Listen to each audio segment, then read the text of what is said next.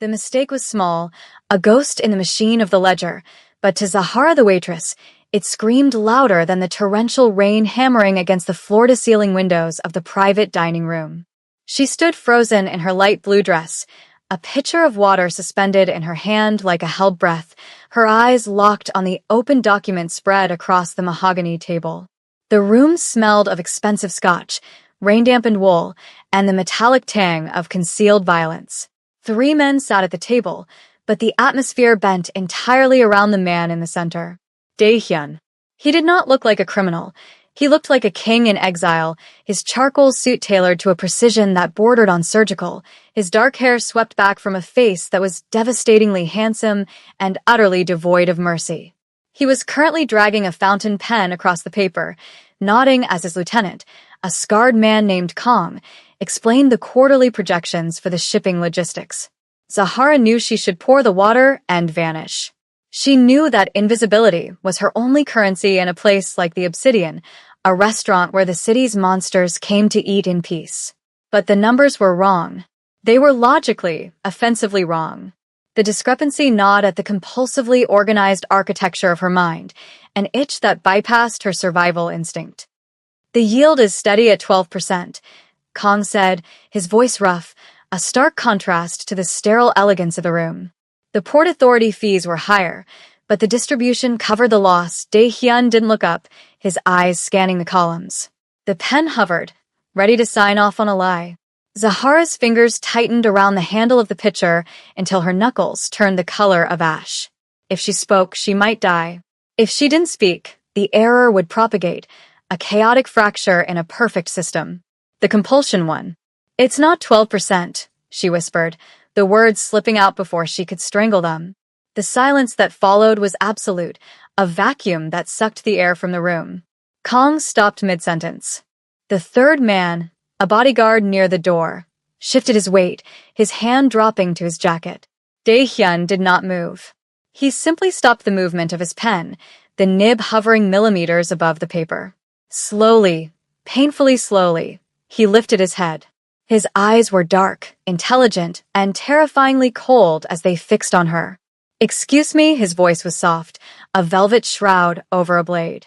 Zahara felt her heart hammering against her ribs, a frantic bird trapped in a cage, but her mind remained ice-cold, anchored by the math. She stepped forward, the water pitcher trembling slightly. "The amortization on the 3rd column," she said, her voice gaining a fragile strength.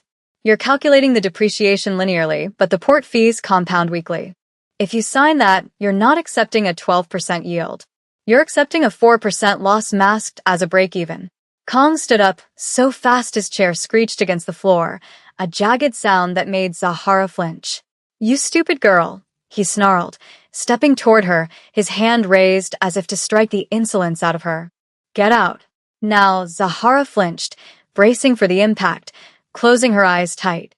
But the blow never came. "Sit down, Kong." The command was quiet, barely above a whisper, but it hit the lieutenant like a physical weight. Dae-hyun hadn't looked away from Zahara. He capped his pen with a sharp click that echoed like a gunshot in the silent room. He gestured to the empty chair beside him, a predator inviting a rabbit into its den. "Show me," he said. It wasn't a request. It was a challenge. Zahara swallowed the lump of terror in her throat and set the pitcher down. Her hands, usually rough from scrubbing tables and washing dishes, looked stark against the fine leather of the ledger. She picked up the pen he had discarded. For 20 seconds, the only sound in the room was the scratching of ink on paper and the relentless rhythm of the rain outside. She drew a line through the total, recalculated the compound interest in the margins, and circled the new bottom line. The math flowed through her, a comforting language in a world of chaos. When she finished, she slid the book back to him. Dae-hyun looked at the numbers. He traced her calculations with his eyes, his expression unreadable. Then, the corner of his mouth twitched, not a smile, but a crack in the ice. He looked up at her, really seeing her for the first time, stripping away the waitress uniform and seeing the mind beneath. "What is your name?" he asked. "Zahara," she breathed. "Zahara," he repeated, tasting the syllables. "Get her a coat. She's leaving early." The rain had not let up by the time she was dismissed. It had only intensified, turning the streets of the city into rivers of oil and neon reflections. Zahara did not have a coat, despite the order. She had fled the restaurant the moment the manager, pale and sweating, had told her she was done for the night, pressing a thick envelope of cash into her hand and telling her not to ask questions. She walked quickly toward her apartment, a cramped studio in the crumbling district of the city, clutching her thin cardigan around her chest. The adrenaline was fading, replaced by a deep, shivering dread. She had corrected a warlord. She had humiliated his lieutenant. In the movies, this was the part where the girl got away. In reality, she knew she had just walked onto a chessboard she didn't understand. Every pair of headlights that swept over her made her flinch. She kept replaying the scene in her mind, the way Daehyun's eyes had narrowed, the predatory focus, the way the air in the room had shifted from dismissal to curiosity. Curiosity from a man like that was not a gift, it was a target designation. She reached her building, a towering soar of concrete and peeling paint, and practically ran up the 4 flights of stairs. Inside her apartment, she locked the door, engaging all 3 deadbolts, though she knew they would offer no resistance to the kind of men who guarded Daehyun. She threw the envelope on her small, scarred kitchen table. It burst open, spilling crisp bills, more money than she made in 6 months. She stared at it, her breathing shallow. It wasn't a tip. It was a down payment. Or perhaps it was severance pay for a life about to be cut short. Zahara paced the small room, the walls closing in on her. She stripped off the light blue uniform, needing to shed the skin of the waitress, and pulled on an oversized sweater, seeking comfort. She sat by the window, watching the street below through the cracked blinds. She counted the cars. She calculated the velocity of the raindrops. She organized her fear into variables and probabilities, trying to solve for survival. But the variable she couldn't account for was him. Daehyun. Why hadn't he let Kong hurt her? Why had he looked at the numbers with such reverence? The night dragged on, a slow torture of minutes ticking by. She didn't sleep. She couldn't. Every creak of the building was a footstep. Every distant siren was a warning. By the time the gray light of dawn began to bleed through the clouds, Zahara was exhausted, her eyes burning, her mind frayed. She went to the kitchen to make tea, her hands shaking. She needed to leave town. She had the money now. She could go to the bus station. She could disappear. She was reaching for her bag when the knock came. It wasn't a pounding, aggressive knock. It was 3 precise, rhythmic taps. Controlled. Inevitable. Zahara froze, the ceramic mug slipping from her fingers and shattering on the floor. The sound was deafening. She backed away until her spine hit the counter. The knock came again. "Miss Zahara?" A voice from the hallway. Calm, professional. "Please open the door." She looked at the fire escape window, rusted shut, painted over by the landlord years ago. She was trapped. With a trembling hand, she unlocked the first bolt. Then the second. Then the third. She opened the door, just a crack. Standing in the hallway was not the scarred lieutenant, Kong, but a younger man in a suit that cost more than her entire building. He wore sunglasses, despite the gloom of the hallway. "Mr. Park requires your assistance," the man said. He didn't say invites. He didn't say asks. He said requires. Behind him, 2 other men stood like statues. There was no choice.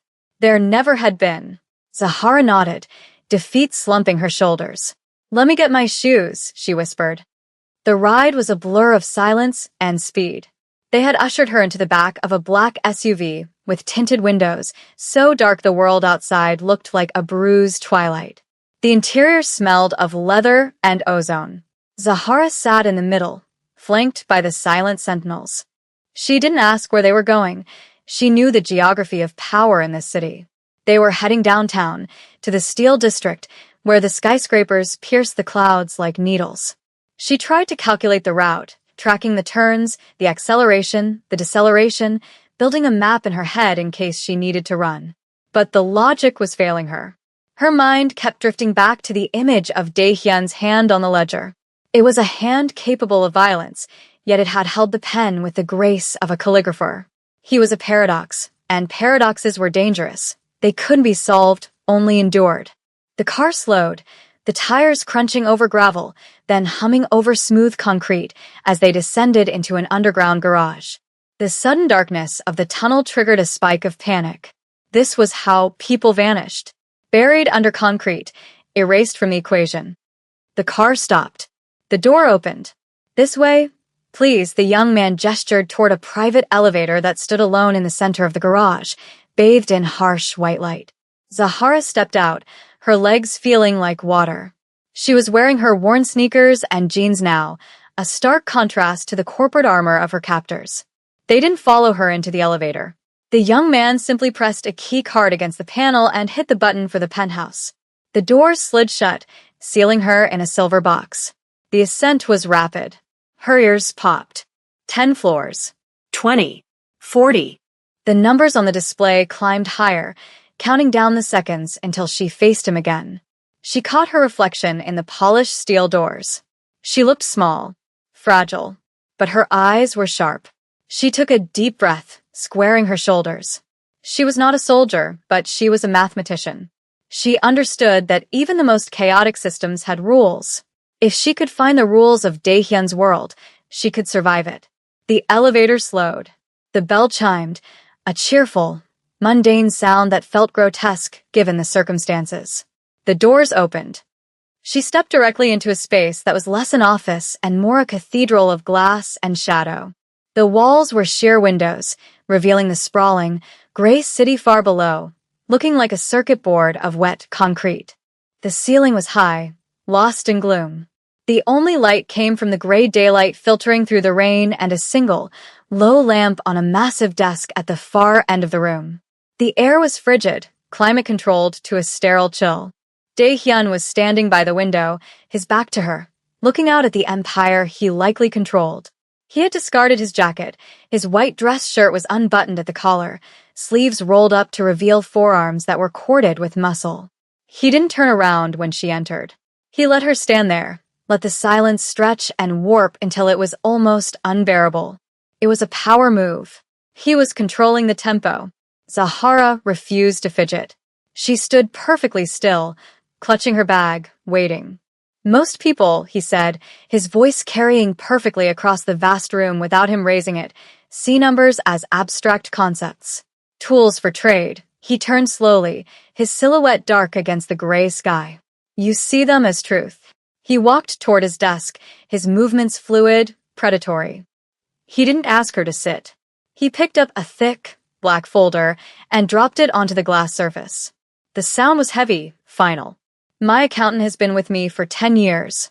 He has an MBA from Harvard and a survival instinct that should have kept him honest." Daehyun rested his hands on the desk, leaning forward, his dark eyes locking onto hers.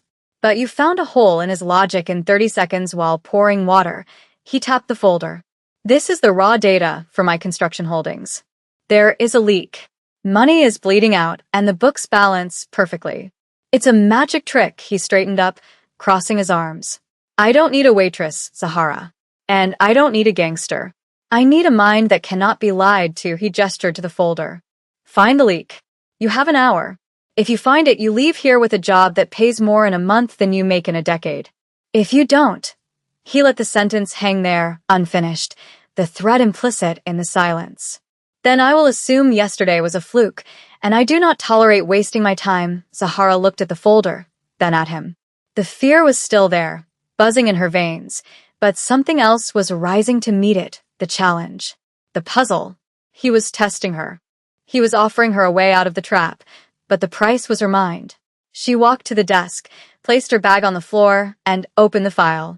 "I'll need a calculator," she said, her voice steady. "And a cup of tea." Daehyun's lips curved into that same terrifying ghost of a smile. "Get her the tea," he said to the empty air, and she knew, with a chill, that they were being watched. The tea arrived on a lacquer tray, brought by a shadow of a woman who moved without sound, placing the porcelain cup beside the sprawling mess of documents Zahara had created. Zahara didn't look up. She was already submerged, drowning in the ocean of data that Daehyun had spilled before her. The numbers were not just ink on paper. They were a topographical map of a crime in progress, a landscape of hidden valleys and artificial peaks designed to hide a massive hemorrhage of capital. The room remained aggressively silent, save for the rhythmic drumming of rain against the glass, a sound that matched the ticking of the invisible clock hanging over her head. Dae-hyun had returned to the window, his silhouette cut from the gray light, watching the storm, but Zahara could feel the weight of his attention on the back of her neck. It was a physical pressure, heavy and electric, like the air before a lightning strike. She forced herself to ignore him, to reduce him to a variable she couldn't control, and focused on the variables she could. The leak wasn't simple theft, it was elegant. It was a fractal fraud, a tiny rounding error in the procurement logs for steel beams that multiplied across 1,000 shell transactions. It was beautiful in its construction, a mathematical parasite feeding on the host. Her mind raced, dismantling the structure, tracing the digital breadcrumbs through layers of corporate obfuscation. Minutes bled into one another. Her tea went cold, untouched. The sheer audacity of the embezzlement made her breath hitch. Whoever had done this wasn't just greedy. They were arrogant. They believed no one would ever look this close. They hadn't accounted for a waitress who saw the world in patterns. As the hour mark approached, Zahara circled the final node in the network. She dropped the pen. The sound was a sharp crack in the silence. Dae-hyun turned immediately, as if he had been waiting for that exact frequency. "Time is up," he said, his voice devoid of inflection. Zahara stood, her legs trembling slightly from the adrenaline crash. She didn't pick up the folder. She didn't need to. The map was burned into her eidetic memory. She walked around the desk, encroaching on his space, violating the unspoken boundary between the predator and the prey. If she was right, she was valuable. If she was wrong, she was dead. "It's not a leak," she said, her voice finding a steel core she didn't know she possessed. "It's a siphon. And it's not external." Dae-hyun didn't blink. He walked toward her, closing the distance until he was standing less than a foot away, looming over her. The scent of him, sandalwood, rain, and cold iron, flooded her senses. "Explain," he commanded softly. Zahara reached past him, her hand hovering over the open file on his desk, pointing to a column of serial numbers. "The steel procurement for the North Side development. The vendor is a subsidiary of a holding company listed in the Caymans, but the routing numbers for the payments loop back to a domestic account." She looked up, meeting his dark, abyssal gaze. "The account is registered to a cipher, but the authorization codes match the ones used for your personal security detail." The implication hung in the air, toxic and heavy. She was telling him that the knife in his back was being held by his own guard. Specifically, the patterns matched the authorization level of Kong, the man who had almost struck her the night before. Dae-hyun looked down at where her finger rested on the paper. He was silent for a long, terrifying moment. He wasn't looking at the numbers anymore. He was processing the betrayal. His expression didn't change, but the temperature in the room seemed to drop 10 degrees. "You're certain?" he asked, his voice dropping to a register that vibrated in her chest. "The math doesn't lie," she whispered. "People lie. Numbers just wait to be found." Dae-hyun moved with a sudden, violent grace, bypassing the desk and picking up the phone receiver. He punched a single button. "Bring him to me," that was all he said. He hung up and turned back to Zahara, his eyes blazing with a cold, terrifying light. It wasn't anger, it was something far worse, clarity. He looked at her as if she were a rare artifact he had unearthed from the mud. "You have a dangerous mind, Zahara," he murmured, stepping closer until she had to tilt her head back to maintain eye contact. Most people would have stopped at the discrepancy. "You followed the blood trail." He reached out, his hand hovering near her face, and for a second, she thought he might strike her, a reflex of the violence she had just unveiled. Instead, his thumb brushed her cheekbone, a touch that was shockingly gentle yet possessive. "You just saved me $20 million, he said, his thumb tracing the line of her jaw. "And you cost a man his life." Zahara shuddered, the reality of his words crashing into her. She had treated it like a puzzle, a logic game. But in this room, on this level of the city, logic had a body count. "I just fixed the equation," she said, her voice shaking. "I didn't write the rules." Dae-hyun's eyes narrowed slightly, intrigued by her defiance. No, he agreed. But you play by them now, the elevator chimed. The sound was cheerful, discordant. Dae-hyun's hand dropped from her face. His demeanor shifted instantly from intimate investigator to warlord. Stand behind me, he ordered. It wasn't a suggestion. Zahara retreated to the shadow of the bookshelf just as the elevator doors slid open. Kong stepped out, looking arrogant, annoyed, unaware that he was walking into a tomb. The confrontation was brief, brutal, and entirely devoid of shouting. Dae-hyun did not scream. He did not accuse. He simply slid the file across the glass desk toward his lieutenant. Kong looked at the open ledger, at the circled routing numbers, and the color drained from his face so fast he looked like a corpse standing upright. He looked up, his eyes darting to where Zahara stood in the shadows. Boss, Kong started, his voice cracking. I can explain. The liquidity was... Dae-hyun raised a hand, cutting off the lie before it could fully form. Zahara, Dae-hyun said, not taking his eyes off the traitor. Tell him the yield variance on his theft. Zahara stepped forward, her heart pounding against her ribs like a sledgehammer. She felt like an executioner's assistant. The loop siphons 4% of the gross construction budget weekly, she recited, her voice robotic with fear. Compounded over 6 months, the total loss is 22 million. Kong stared at her with pure hatred, but the fear of Dae-hyun paralyzed him. Dae-hyun nodded slowly. You stole from me, Kong. That is disappointing. But you did it so poorly that a waitress caught you in an hour. That is insulting. Dae-hyun gestured to the 2 guards who had emerged from the service entrance, silent specters in the room. They moved on Kong instantly. There was no struggle. Kong knew the rules. As they dragged him toward the elevator, he didn't beg. He just stared at the floor, accepting the crushing inevitability of the math. When the doors closed, leaving them alone again, the silence that rushed back into the room was heavy, suffocating. Zahara felt faint. She gripped the edge of a bookshelf to steady herself. She had just signed a death warrant with a calculator. Dae-hyun turned to her, his movements slow, deliberate. The violence had been outsourced, but the threat remained in the room, coiled around him. He walked to a side cabinet and poured 2 glasses of amber liquid. He walked over to her, extending 1 glass. Drink, he said. Zahara took it, her fingers brushing his.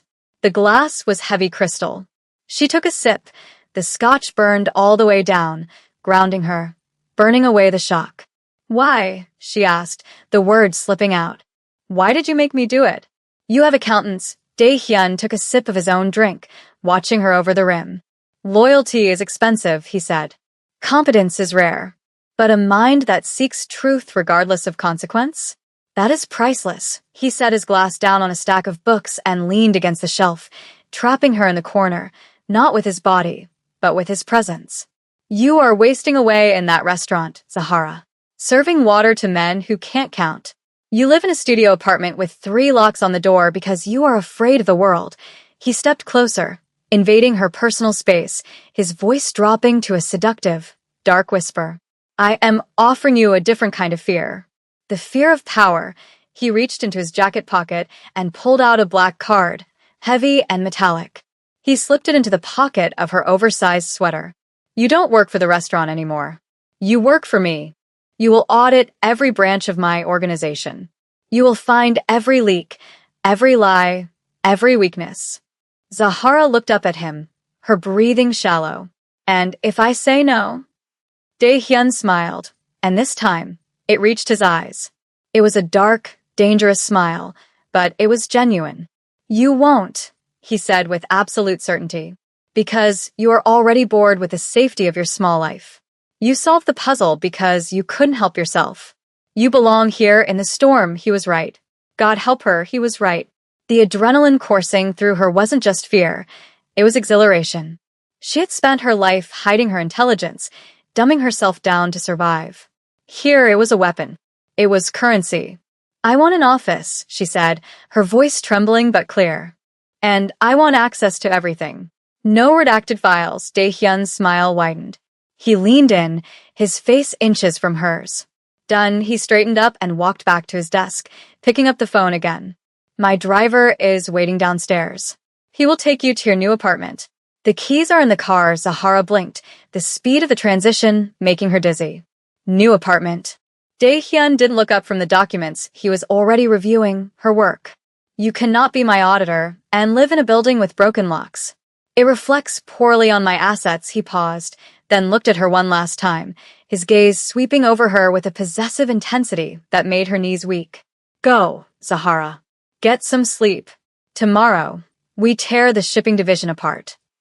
She turned to leave, clutching her bag, her mind reeling. She walked to the elevator, the heavy carpet swallowing the sound of her sneakers. She pressed the button, and as the door slid open, she looked back. Dae-hyun was watching her, standing amidst the glass and the gray light, the king of a dark kingdom. He raised his glass in a silent toast. The doors closed, sealing her in. But this time, she wasn't trapped. She was ascending. The car ride was different this time. The driver spoke to her with deference. Ms. Zahara, we are arriving at the spire. She looked out the window as the car pulled up to a sleek, modern glass tower, miles away from her crumbling neighborhood. The doorman held the door open. The concierge handed her an envelope.